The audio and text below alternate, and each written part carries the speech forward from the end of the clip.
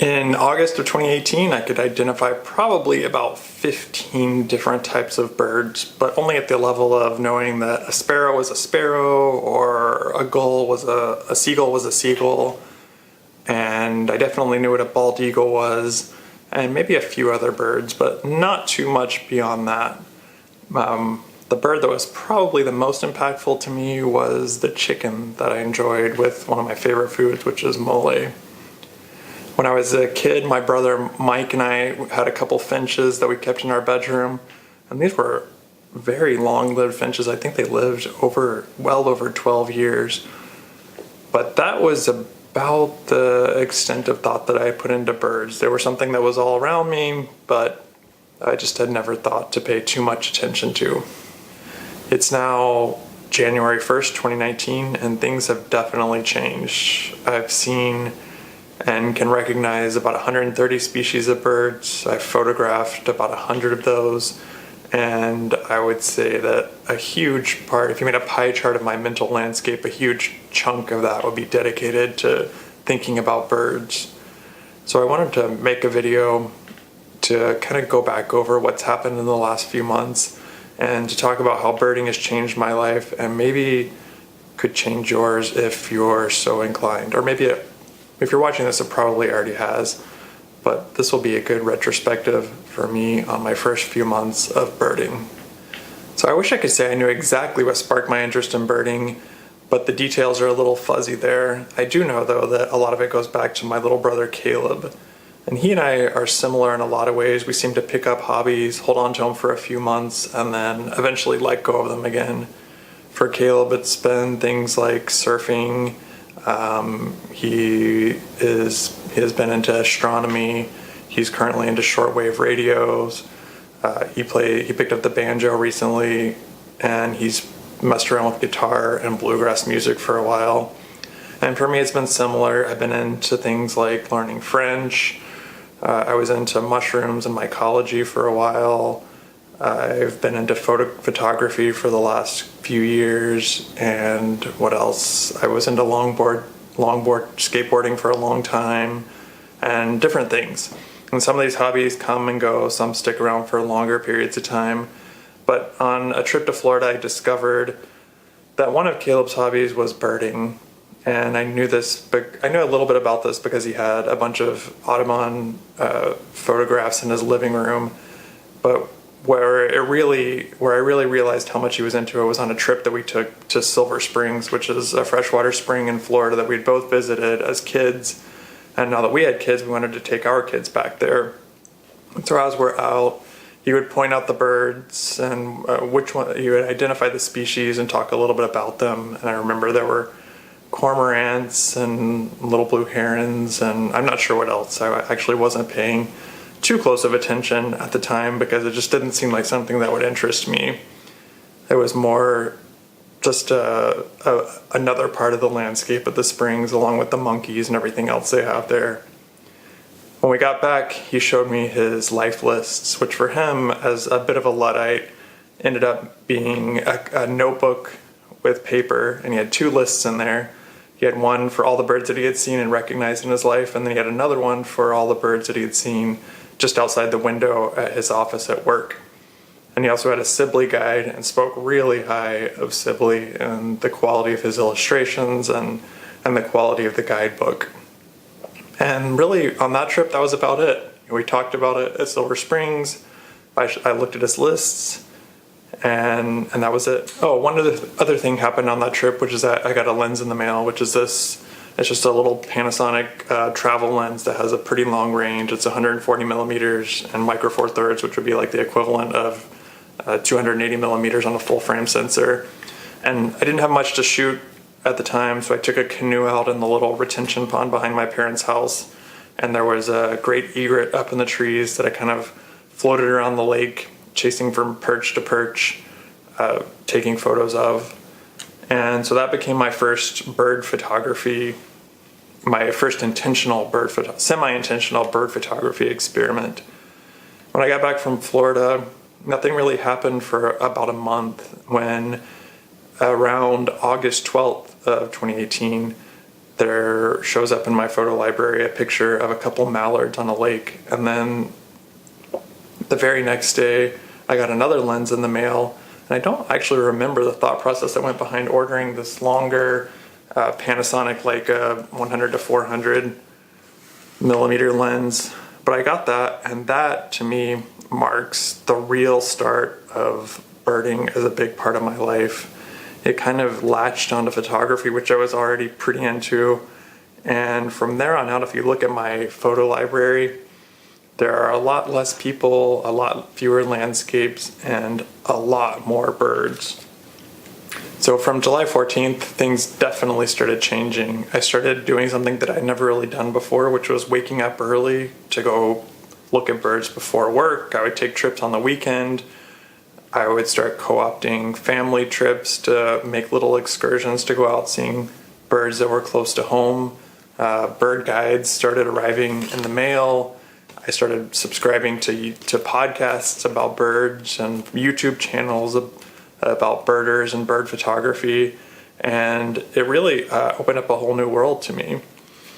I discovered eBird, which was probably one of the biggest inspirations to keep me going in birding and keep me interested in it. Which, if you don't know, eBird's a site where you can go and you can create checklists of the birds that you see on a particular location at a particular time. And you can also view the checklists other people have created, which sounds like a pretty simple idea. But in reality, it opens up this whole new world of potential challenges or potential opportunities that you can have, which is creating, for example, a life list or a list of all the birds you've seen in one location, for example, your backyard or in a county or a state or in a country. And that, to me, was appealed to a part of my brain that enjoys categorizing and listing.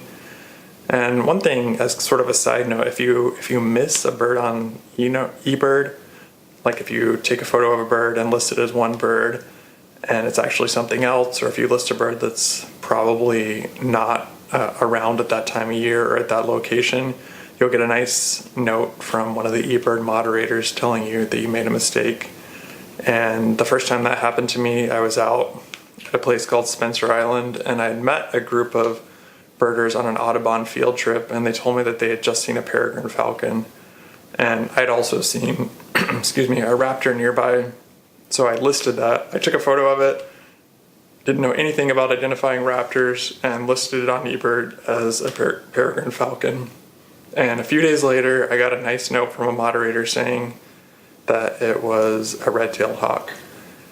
So I went in and changed my listing and decided that from then on I would be much more diligent about identifying properly the birds that I saw, even though there were 2 other times with raptors that I got corrected again. At least I'd made some effort at that point, and I'm still learning raptors. Raptors and gulls for me especially have been, I wouldn't say difficult, they've just been harder than other birds for me to get the hang of identifying.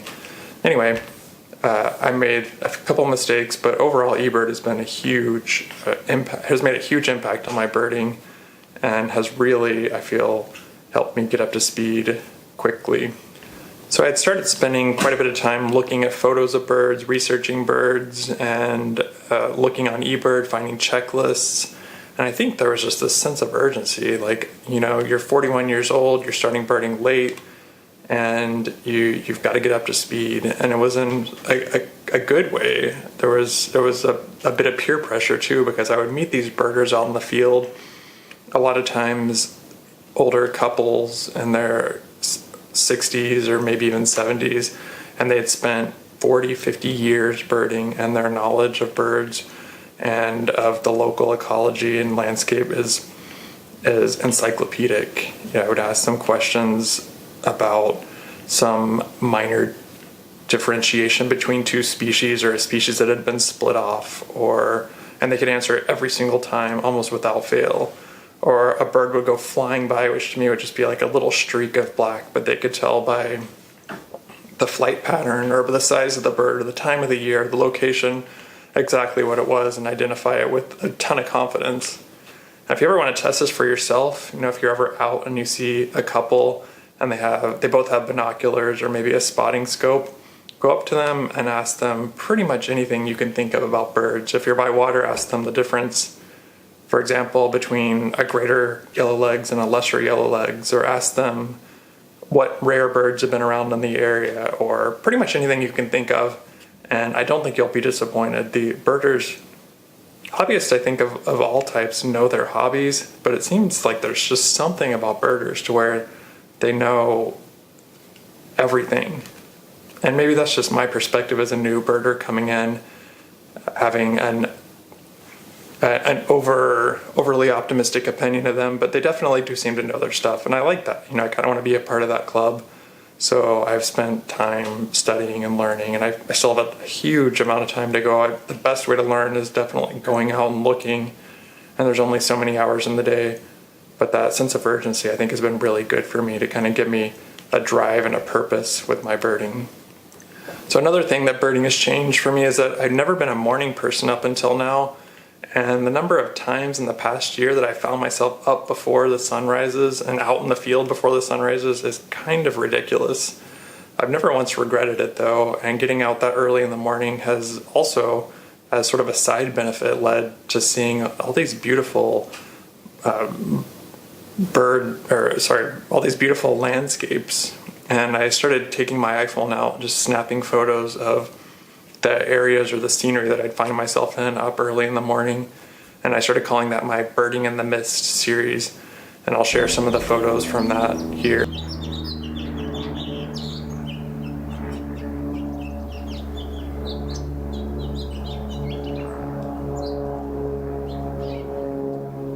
So birding and bird photography just fit perfectly into what was a previously unoccupied part of my brain. I'm kind of a solitary person, and birding can be done just as well alone or in groups, and it gives you the opportunity to go out and to talk to people and kind of skip the small talk and get straight to the subject of birds.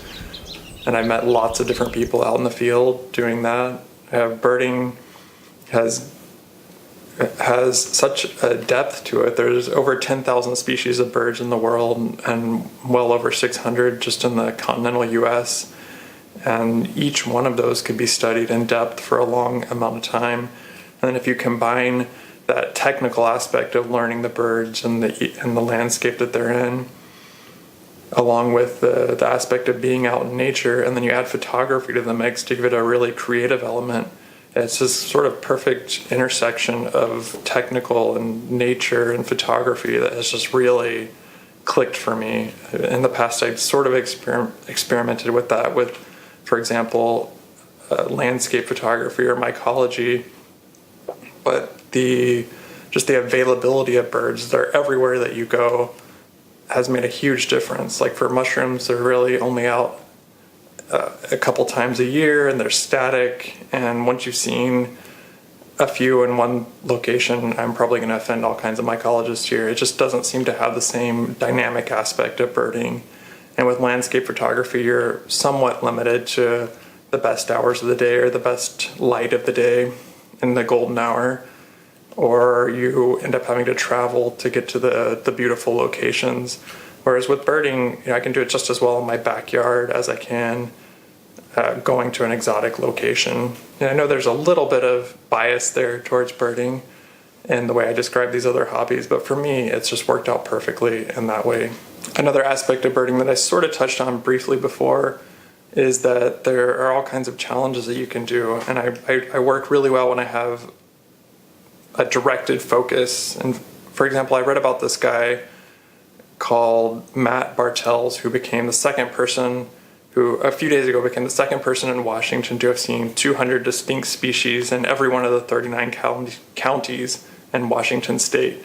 And I don't even know how he thought of this challenge, or how the guy before him who did it thought of this challenge, but that type of thing is pretty awesome. There's another person on Instagram that I follow who has an account called 5 Mile Radius, and she just tries to find the highest number of birds and photograph them within a 5-mile radius of her house.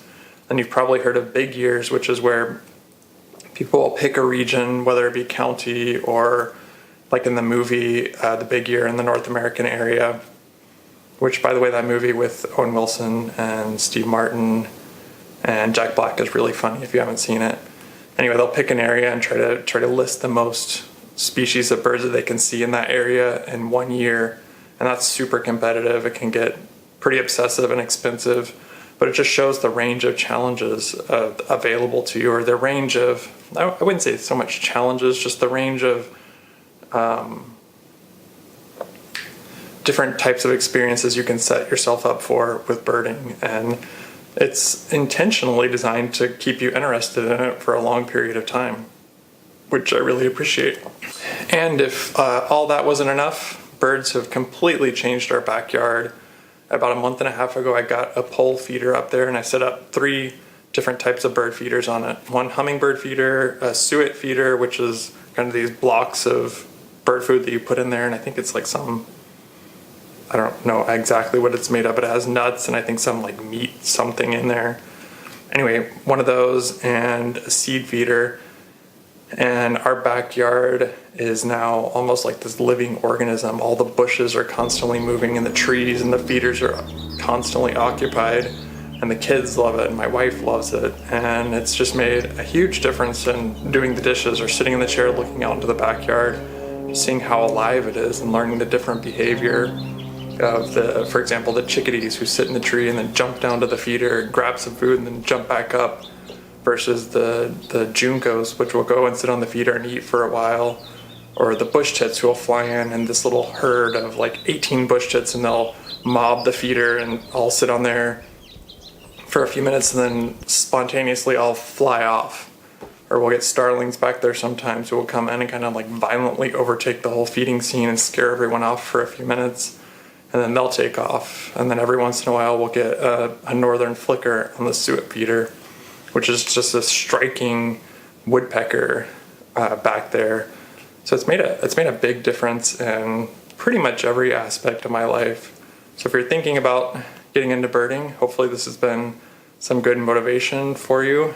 But overall, it's just been a good way for me to review the last few months and talk about what I hope will be a lifelong hobby. It's been about 5 months now, and I'm excited to start off the new year. My first bird of this year was a song sparrow, which I accidentally saw when I was getting up and coming down to the kitchen and glanced out the window. I was sort of hoping for something a little more exotic, since birders say that the first bird that you see of the year sets the tone for the year. But I do love song sparrows, so that's fine.